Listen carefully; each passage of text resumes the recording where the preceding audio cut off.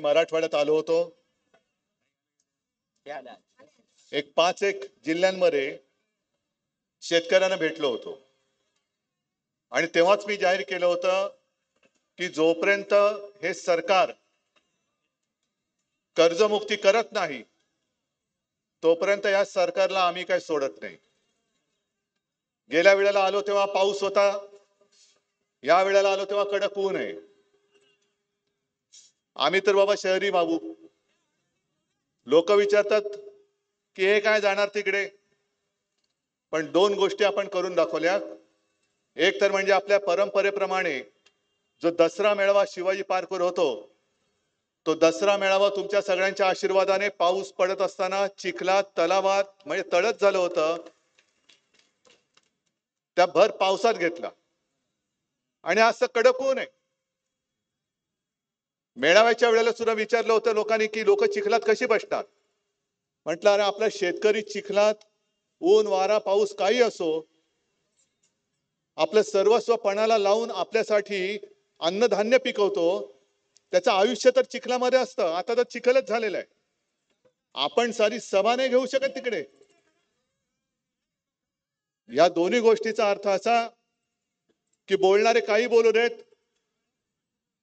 इतर वेळेला तर शिवसेना तुमच्या सोबत आहेच, पण ज्या ज्या वेळेला तुमच्यावरती संकट येईल त्या वेळेला प्रत्येक संकटाच्या वेळी शिवसेना तुमच्या खांद्याला खांदा लावून तुमच्यासाठी तुमच्यावरती आलेल्या संकटाशी लढल्याशिवाय राहणार नाही।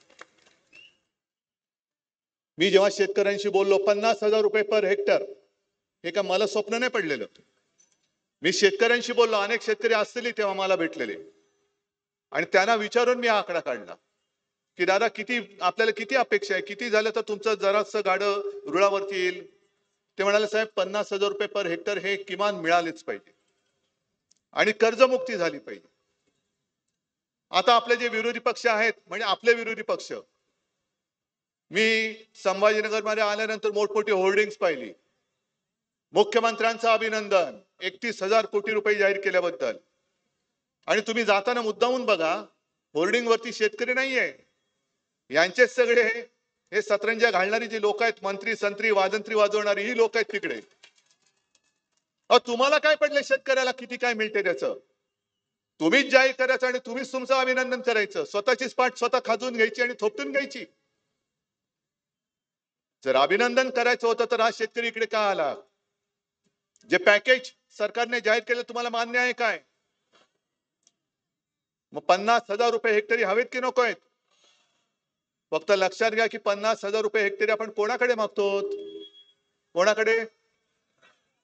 ज्यांनी 50 खोके घेतले त्यांच्याकडे 50,000 रुपये हेक्टरी मागतो। त्याच्यामुळे असे तसे वटणीवरती येणार नाहीये ते। हे आता तुम्ही जो मला शेतकऱ्याचा असूड चाबूक दिलेला आहे, हा चाबूक हातामध्ये घ्यावा लागेल तुम्हाला आणि यांना बरोबर वटणीवरती आणावं लागेल। मी एकूण जे काही पॅकेज पाहिलं, अनेकांना असं वाटतं, सगळ्यांना असं वाटलं अरे 31,000 कोटी इतिहासातली सगळ्यात मोठं पॅकेज। नाही, इतिहासातली सगळ्यात मोठी थाप मारलेली आहे सरकारने। आजपर्यंत एवढी मोठी थाप कोणत्याही सरकारने मारली नव्हती, ती इतिहासातली पहिली मोठी थाप या देवेंद्र फडणवीसांच्या सरकारने मारलेली आहे। बरं, यांना जरा जरी कळवळा असता तरी आता काल परवाकडे आपल्या देशाचे पंतप्रधान मुंबईमध्ये येऊन गेले, महाराष्ट्रात येऊन गेले। तुम्ही पाहिलं, टीव्हीवरती बघितलं का? मी नाही बघितलं, पण मी ज्यांनी पाहिलं त्यांना विचारतोय, त्यांच्या भाषणामध्ये कुठल्याही दोन्ही भाषणात 2, 3, 5, 10 भाषणं झाली असतील, एका तरी भाषणात शेतकऱ्यांबद्दल काही उल्लेख होता का? म्हणजे ज्या पंतप्रधानांना जिथे आपण चाललोय त्यातल्या महाराष्ट्राची परिस्थिती काय माहिती नाहीये, त्यांच्याकडनं आपण काय नाही मागतोय, कशासाठी मागायचं? म्हणजे जे एक फुल आणि 2 हाफ बसलेले आहेत, कोण? एक फुल आणि 2 हाफ। म्हणजे मला वाटतं मला कैलास ओम आणि सगळ्या आमदारांसह सगळ्या तमाम शिवसैनिकांचं खास कौतुक करायचंय।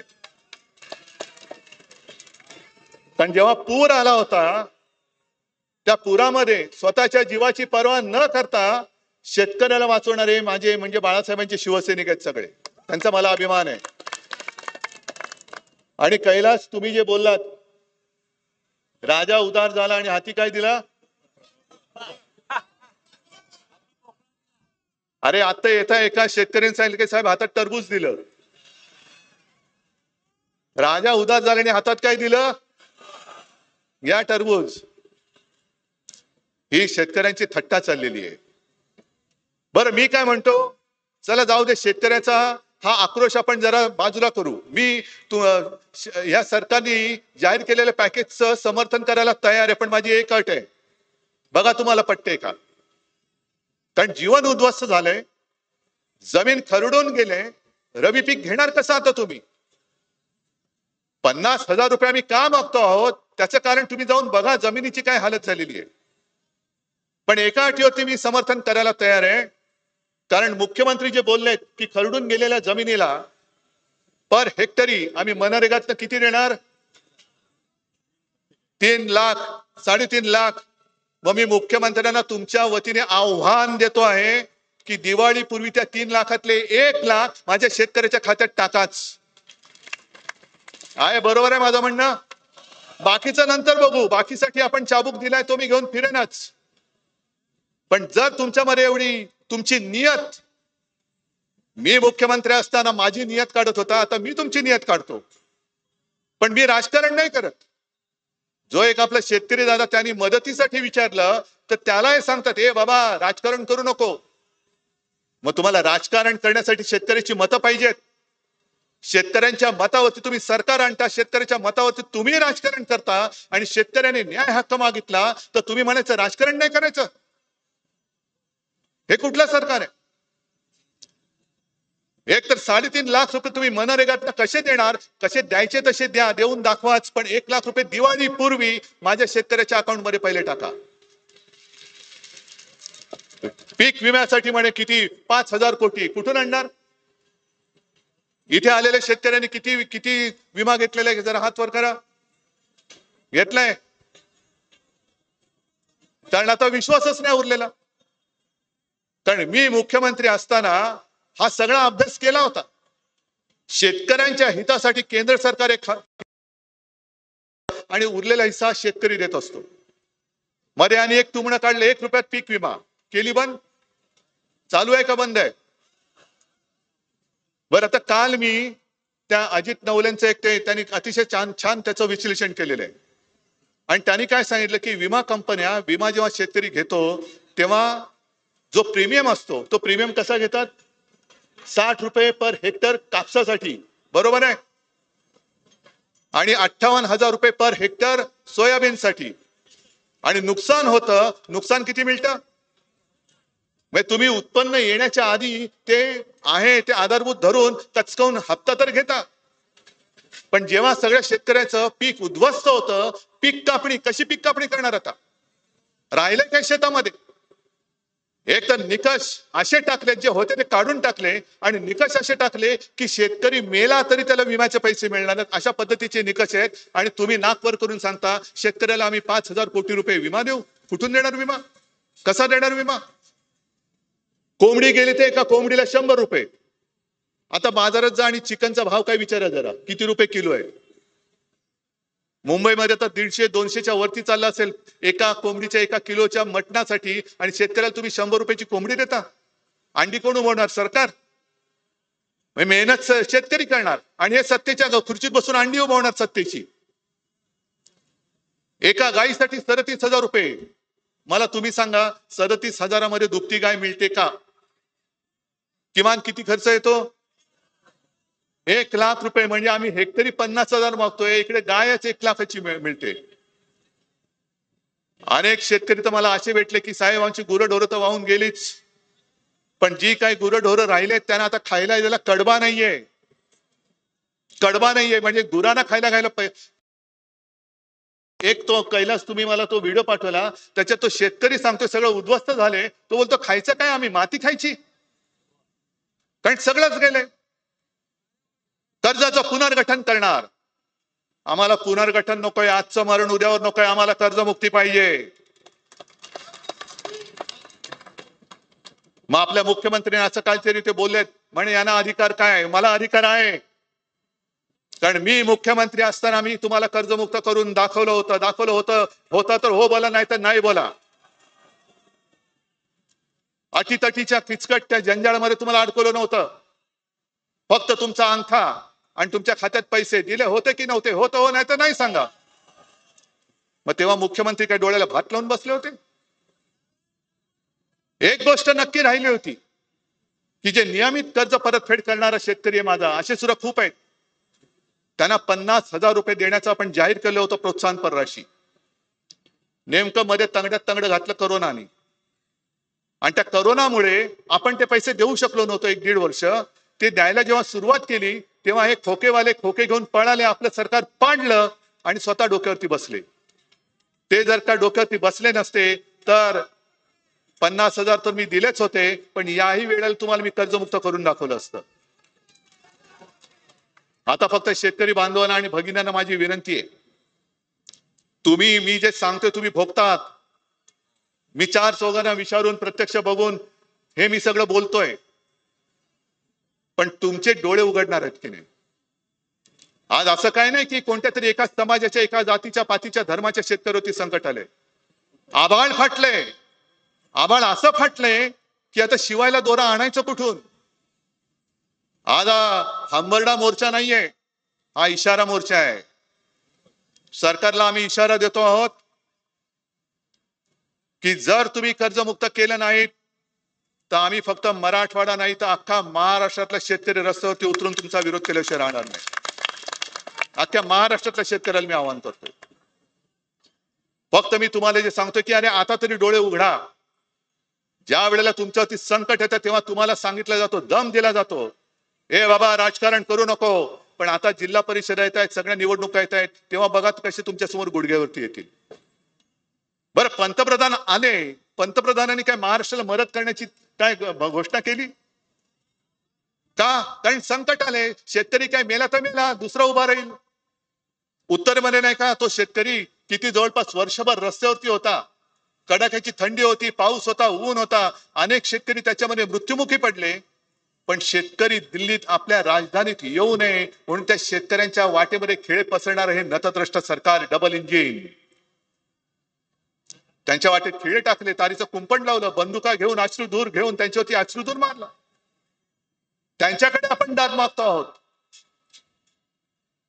आणि जर महाराष्ट्रामध्ये आता निवडणूक लागली मग बघा मोदीजी कसे पटापटा तुम्हाला घोषणा करून खुश करून टाकतील की नाही. आज महाराष्ट्रामध्ये विधानसभेची निवडणूक नाही तरी सुद्धा शिवसेना तुमच्या सोबत आलेली आहे. पंतप्रधान जातात ते बिहारमध्ये जातात. आता सुद्धा मी येताना वाचलं की सप्टेंबरचा लाडक्या बहिणीचा हप्ता हा आज म्हणजे ऑक्टोबर मध्ये टाकलेला आहे, गेल्या महिन्याचा.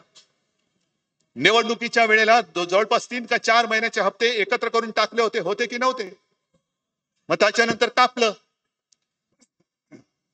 कारण त्याच्यात सुद्धा गडबड घोटाळा, मध्येच यांनी यांचे सगळे बापे घुसवले, मग त्याच्यात सुद्धा यांनी पैसे खाल्ले.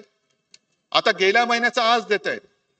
जे शिवभोजन आपण सुरू केलं होतं, कोणाकोणाच्या गावात शिवभोजन सुरू आहे अजून? 10 रुपयात मी दिलं होतं ना गोरगरिबांना.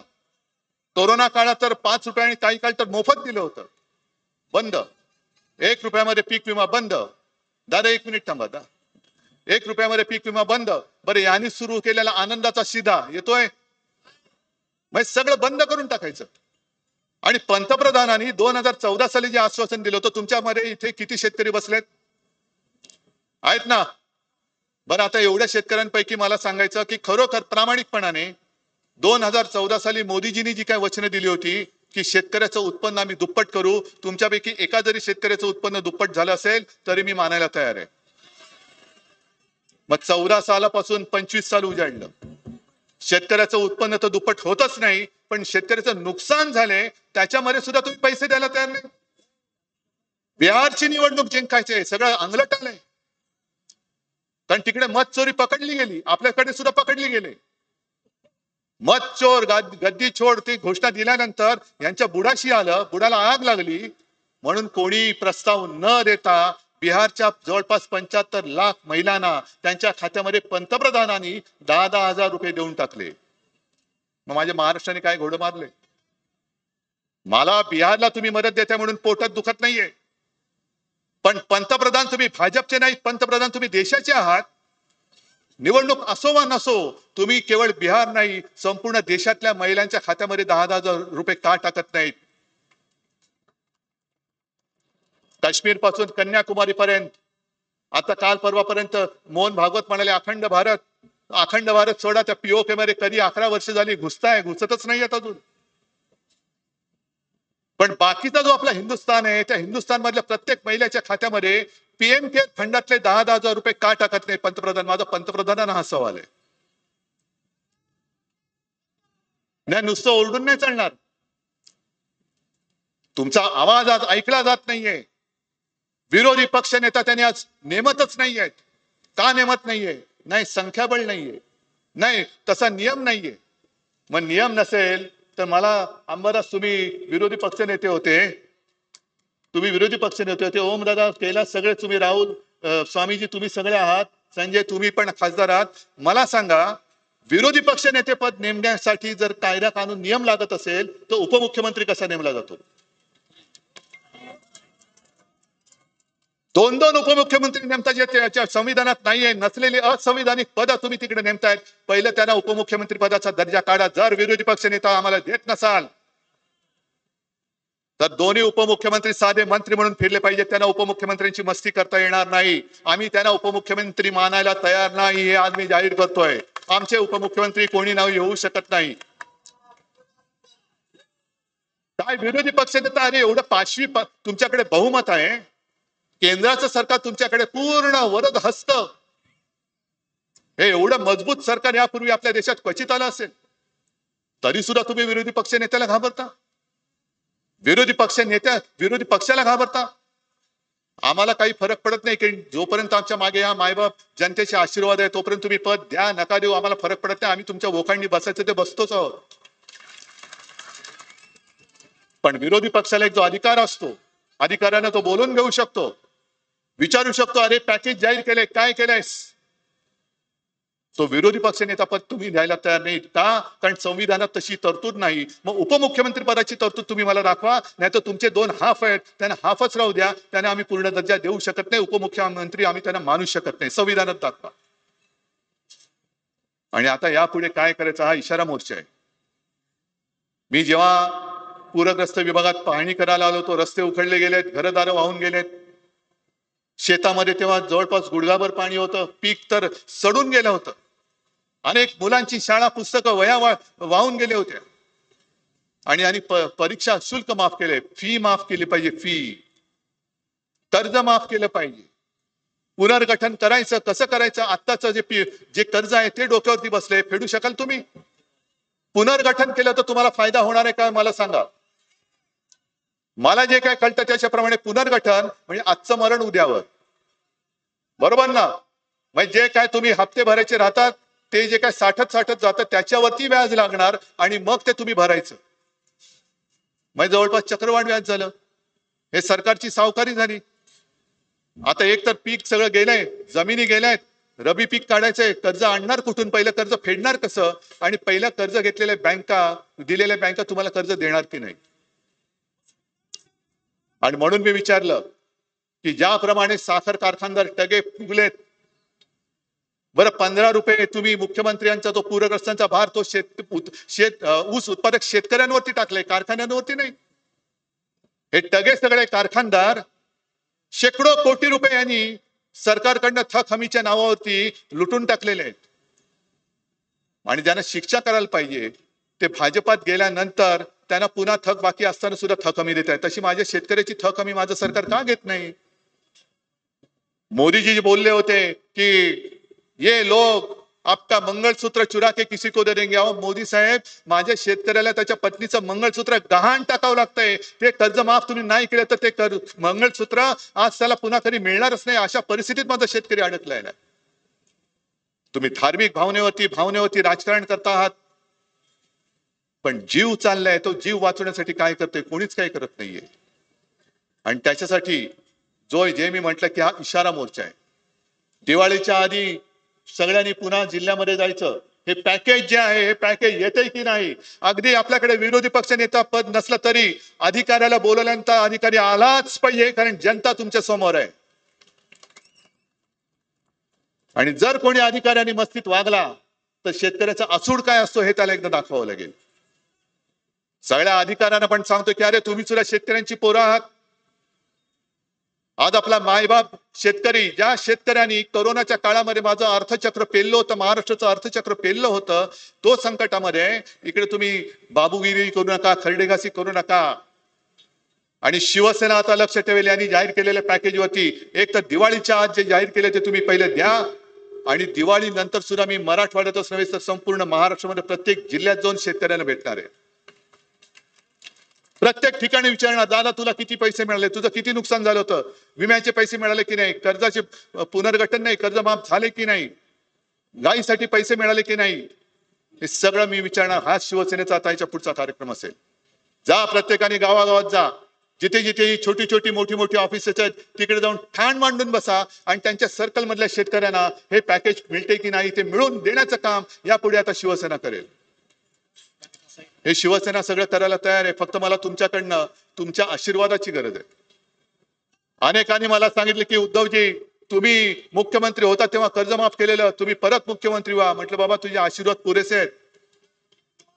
मला मुख्यमंत्री पदाची स्वप्न पडत नाहीत, कारण तशी जर पडत असती तर मी मुख्यमंत्री झाल्यानंतर योग्य वेळेची वाट नसती पाहिली, पंचांग काढून बसलो नसतो, माझ्या पहिल्या अधिवेशनात मी कर्जमुक्ती केली नसती. आणि आता सुद्धा कुठे निवडणूक नसताना मी तुमच्यासाठी म्हणजे सगळी शिवसेना तुमच्यासाठी रस्त्यावर उतरले का? निवडणूक येईल आणि जाईल, पण जीव गेला तर परत येत नाही. मी गेल्या वेळेला फिरलो तेव्हा शेतकऱ्यांना जे आवाहन केलं होतं, विनंती केली होती, तीच हात जोडून सांगतोय. सर्व महाराष्ट्रातल्या शेतकऱ्यांना सांगतोय की दादानो घाबरू नका, संकट मोठा आहे. आसमानी आणि सुलतानी दोन्ही आलेत असे म्हणा. आसमानी संकट आपल्या हातात नाही, पण या सुलतानी संकटाचा सामना करायला शिवसेना तुमच्या खांद्याला खांदा लावून तुम्हाला न्याय मिळवून दिल्याशिवाय राहणार नाही. म्हणून कोणी आत्महत्येचा विचार करू नका, घरदाराकडे लक्ष द्या आणि न्याय मिळाल्याशिवाय आता शांत बसू नका. सगळ्यांना धन्यवाद देतो. जय हिंद, जय महाराष्ट्र. धन्यवाद साहेब. आंबरडा मोर्चासाठी आम्हाला तुम्ही या ठिकाणी शेतकऱ्यांच्या भाव. आता जोकासू STP या अत्याधुनिक जॅपनीज तंत्रज्ञानाने सुसज्ज, quick installation, energy efficient, noiseless blowers, low maintenance या आणि अशा वैशिष्ट्यांनी परिपूर्ण जोकासू STP तंत्रज्ञान प्रकल्प उभारणीपासून ते विक्री पश्चात समाधानकारक सेवा देणारी, भारताबरोबरच परदेशात देखील प्रकल्पांची यशस्वी उभारणी करणारी company Deccan water treatment private limited.